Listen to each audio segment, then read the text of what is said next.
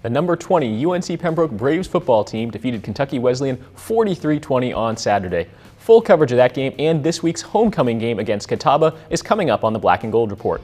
The women's soccer team continued its winning ways as the Braves have won 7 straight and sit right at the top of the Peach Belt Conference standings. A massively important match against a nationally ranked North Georgia team takes place today at 1 p.m. On the men's side, the Braves are right in the thick of the conference race. They also play North Georgia today with kickoff slated for 3:30. UNCP volleyball dropped a pair of weekend matches against conference leaders Flagler and Armstrong State. The next home volleyball contest is Friday at 7 p.m. Both women's golf and swim and dive are also in action this week. For full results, visit uncpbraves.com. And last but certainly not least, UNCP cross country heads to the PBC Championships this weekend in Milledgeville, Georgia. We'll talk to head coach Dr. Peter Ormsby later in the show. The Black and Gold Report starts now.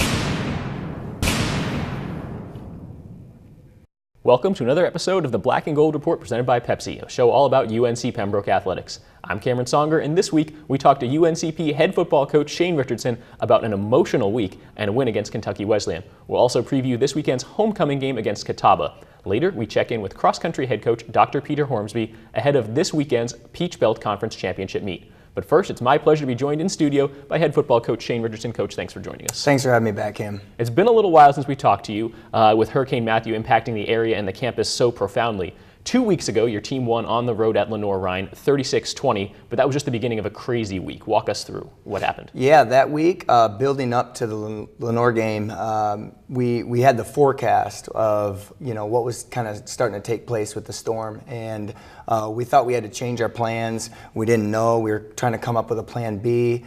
We got the okay that we could kind of stick with what we originally had planned.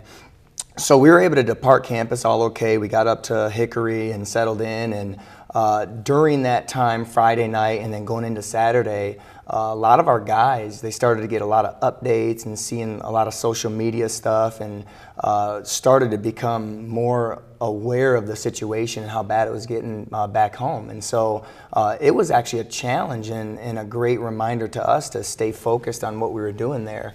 So we had to kind of corral the guys to get back on track again. So then we had to go into that game and try to put together a 4-quarter game, and it was a great environment. It was their homecoming. Great stadium. I thought it was just a really good environment for a Division II game. Great weather, overcast, and right about the 70-degree mark with a little bit of wind.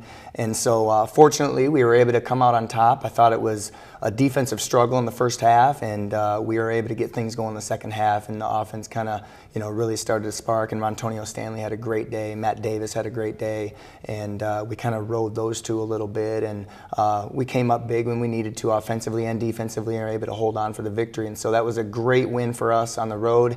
And then we went back, got off the field and kind of gathered ourselves a little bit, and had to talk to Director of Athletics Dick Christie and kind of get the update, and he was advising us that we couldn't get back into campus. And so we had to scramble and try to come up with a plan to see if we were going to be able to stay around the area, if there were hotels available, and what that looked like.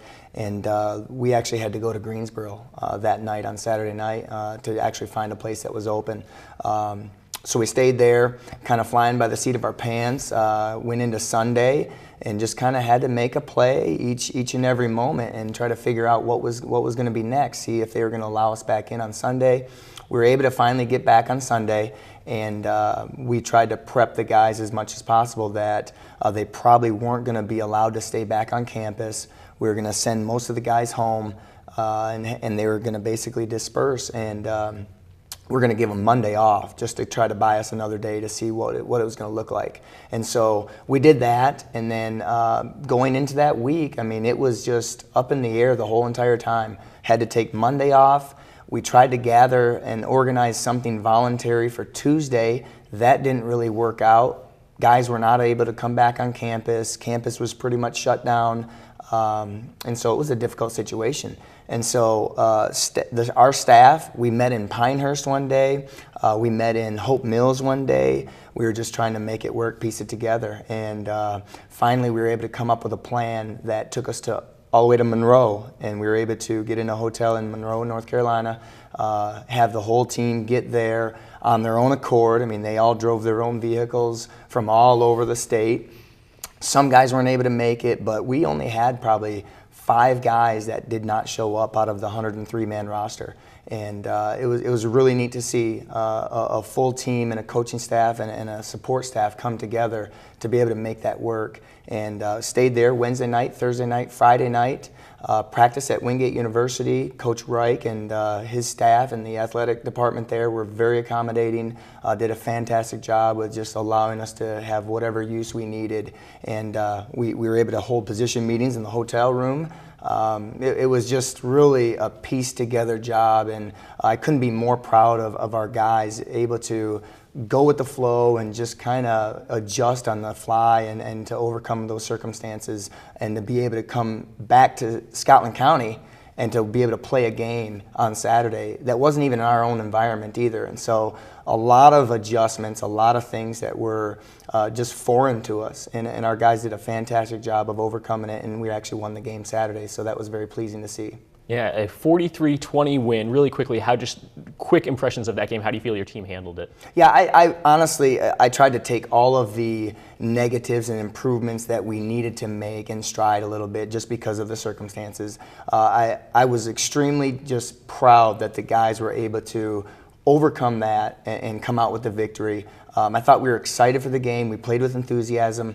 I still think we need to put together 4 quarters a little bit better, and so we'll focus on that this week, getting back on it. We'll dive a lot more into that game when we come back after our first time out. Stay tuned to the Black and Gold Report.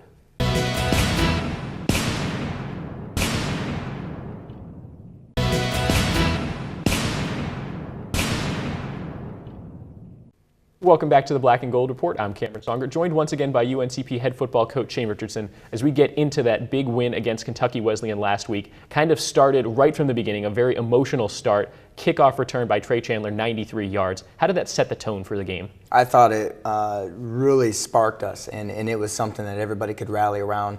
We worked really hard on kickoff return, which we call our SEAL unit, and we tried to coach that extremely hard on Thursday, which was our actual Wednesday practice. Because of the schedule and how bad it was, we had to switch some things around, but we focused on really driving through our blocks and opening up some lanes, and the guys did that. They were a lot more physical, and they just attacked it a little bit more, and Trey Chandler has the speed to be able to break it loose like that. And so I think a lot of guys rallied around that. It was great to be able to set the tone early on. A solid first half for your team. You took a 19-7 lead into the locker room at halftime. How did you feel about your team play in the first 30 minutes? Yeah, I thought our team, I thought was on the right track. I thought we were doing a lot of things very well. We had some things that kind of stalled our momentum at times, and I didn't know that we were really dominating our opponent like we want to and have it show on the scoreboard like it needed to. I thought the points difference should have been a little bit better, and that's just being critical as a coach, and I thought we could have done some of our assignments and jobs a little bit better to execute them in a little bit more premier level. But all in all, I thought we were in control of the game, and then I would have liked to seen us come out in the second half to be able to kind of put the nail in the coffin a little bit, but it didn't happen. We had to kind of make it a little more dramatic, kind of like we're used to, and come from behind again. But I think our guys did a really good job of being able to pull it together there. Yeah, looking at the second half, Kentucky Wesleyan scored the first 13 points of the second half, actually had a 20-19 lead, but then your team came back, scored the last 24 points. What were some of those big plays in terms of swinging the momentum? Yeah, I thought the Khalil Vance interception was outstanding. All day long we had put pressure on the quarterback. We did manage to give up a couple of big pass plays on defense, but our defensive line got great pressure on the quarterback, and I think that really added to it a lot. We were able to get our hand up. I think Tajay Lyles hit the quarterback, caused the ball to go up in the air. Khalil Vance was right in position, and fortunately used his athleticism, which we tease those guys about a lot, and he was able to catch it and go into the end zone. And so I think that really helped guys get excited and rally around that. And then I really like to see that we blocked a punt, took it in, and scored a touchdown on that one as well. And so the defense and special team scores were really big for us, and I thought that was a really good spark for our team in general. Last year, Kentucky Wesleyan beat UNCP at their place in Kentucky. How much was revenge and that sort of idea a factor in the game? Yeah, I don't know that we talk a whole lot about the revenge factor, although I think it's on our guys' mind. And I think what it does more than anything, it helps us to stay focused, knowing how dangerous of a team that they are and can be if we don't do what we're supposed to do. We always talk about making sure that you're doing your job, you're focusing on what you have to do and what your responsibility is. We want to play our best this play, and we want to do that for 4 quarters. And so we don't talk a whole lot about the opponent, although I think our guys certainly respected Kentucky Wesleyan coming into this game, and they knew that it was going to be trouble had we not stepped up to the plate and did what we were supposed to do. Both the Braves and the Panthers had impact wide receivers who had big games on Saturday. Starting for your team, B.J. Bunn, 7 catches, 205 yards, 2 touchdowns, while Kentucky Wesleyan's Keelan Cole had 7 catches, 149 yards and a score. Talk a little bit about that. I guess we'll call it a matchup. Yeah, it's funny. B.J. texted me after the game, and this is just part of B.J.'s personality, and he said he took that matchup personal, and he wanted to win it. And that is the competitive nature of B.J. Bunn, and that has been unwavering all year long. We need that. It's something that I think our offense feeds on. I think our whole entire team sees that, and he brings the level of play up for a lot of guys around him. But, you know, Cole is a great receiver, and he's somebody that we had talked about all week long. We wanted to make sure that we tried to contain him a little bit. He did break loose on us and got a few plays, and that's what good receivers do. You know, he's tall, he's long, he can run, he's athletic and jump, and so he caught the ball well on us. And he's a great player, and you can't take anything away from him. But I was really proud of what BJ was able to do also. You talked a little bit about your defense. The defensive line, you said, really stepped up. 8 sacks, which is the second most in program history for Code Black in a single game.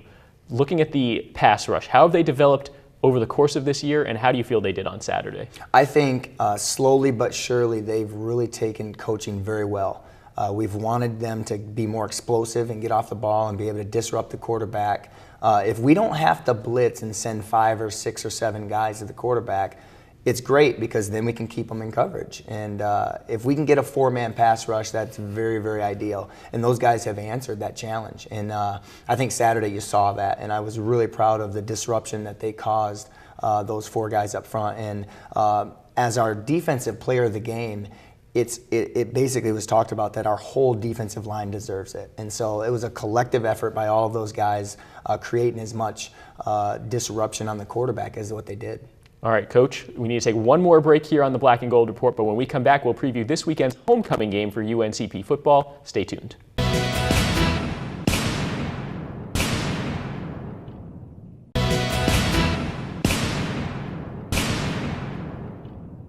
Welcome back to the Black and Gold Report. I'm here with UNCP head football coach Shane Richardson. Coach, your team came into last week's game ranked number 21 in the nation. There's now 3 games left. How do you keep your team focused on the task at hand and not looking ahead to potential postseason implications? Yeah, I think it's built into our process and our program. From day one, we talk about one of our goals on the field is it's how we play. It's not who we play, and so we can't look past any opponent at all on our schedule. We've got to focus on us in the moment and making sure that we're doing our jobs the right way. Also, I think our standard is really being premier, and it's being premier every single play, every single guy for 4 quarters. And that standard is actually a lot higher than just winning a game.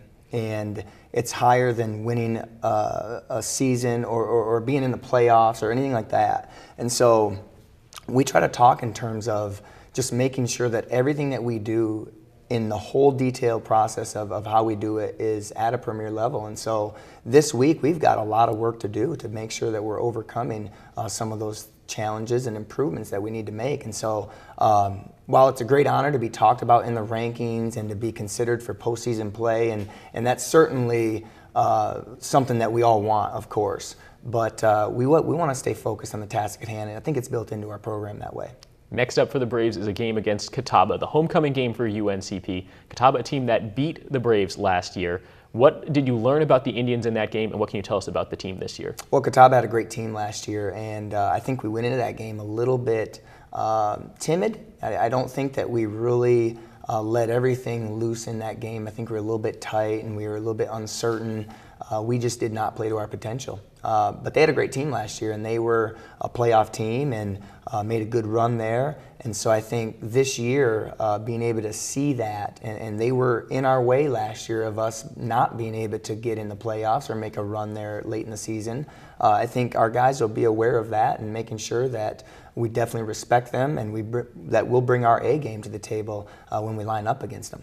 Finally, this game is UNCP's homecoming. That already carries some weight, but there's extra weight in the wake of everything that's happened in Robeson County in the past 2 weeks. What does that mean for you and for your team? Well, I think this past week, with everything that took place, we tried to focus on just a couple things, and one of the main things that we talked about as a team was being thankful. And fortunately, our players, our coaches, our staff, there was very minimal damage, there was very minimal loss. Of course, everybody kind of had to suffer through some of the same things, but we wanted to make sure that we reminded ourselves of how thankful and how blessed we were and how much we appreciate being able to just go through daily life and having food, having a roof over our head and a bed to lay down in, and having some of the simple things of life that you take for granted sometimes. And so we really tried to hammer that home, and I think getting back into our home stadium this week, getting back into a normal flow, it'll be nice to come back to just homecoming, be able to have a nice crowd and be able to really kind of play for the campus, play for the university, play for the community in front of really everything that's taken place. And we're certainly excited to be able to do that, and we want to just show our appreciation to just everybody that has helped us along the way, but then also be able to show our sympathy towards those that are kind of in suffering because of this. Yeah, getting back to home field is certainly nice. This past game taking place at Scotland High School, just kind of talk a little bit about the process of getting that game, making that happen, and also coming back home. Yeah, I think we looked at it as a road trip. Last year on the road, we were terrible. And we tried to do something in the off-season to try to offset that, maybe take the team to some other environments to get used to being in somebody else's stadium and somebody else's field. We couldn't do that. We naturally got that done last week, and so I think that was great preparation for just our road awareness and our efficiency on the road. And so we're comfortable in that environment now, and so I think it worked out well. Coach Shane Richardson, thank you so much for joining us. Good luck this weekend for homecoming against Catawba. Braves fans, don't go anywhere. We'll be back after these messages with cross-country coach Peter Ormsby.